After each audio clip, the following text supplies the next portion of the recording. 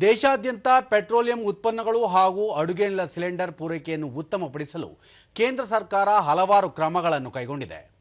ಗೃಹೋಪಯೋಗಿ LPG ಸಿಲಿಂಡರ್ಗಳ booking ಪ್ರಮಾಣ 99% ತಲುಪಿದ್ದು, 94.5% OTP ಆಧಾರಿತ ಎಲ್‌ಪಿಜಿ ಸಿಲಿಂಡರ್ಗಳ ವಿತರಣೆಯಾಗುತ್ತಿದೆ.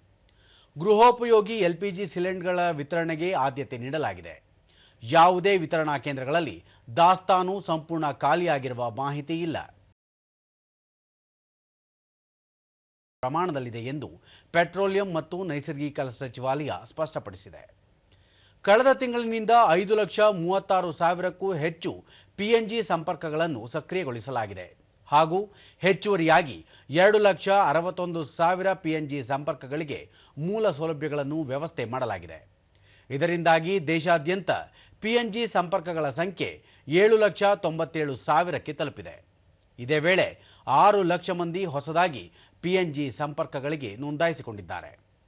ಕೊಲ್ಲಿ ಮತ್ತು ಪಶ್ಚಿಮ ಏಷ್ಯಾಗಳಲ್ಲಿ ಉಂಟಾಗಿರುವ ಸಂಘರ್ಷ ಪರಿಸ್ಥಿತಿಯಿಂದಾಗಿ ಪೆಟ್ರೋಲಿಯಂ ಉತ್ಪನ್ನ ಹಾಗೂ LPG ಪೂರೈಕೆಯಲ್ಲಿ ವ್ಯತ್ಯಯ ಉಂಟಾಗಿತ್ತು.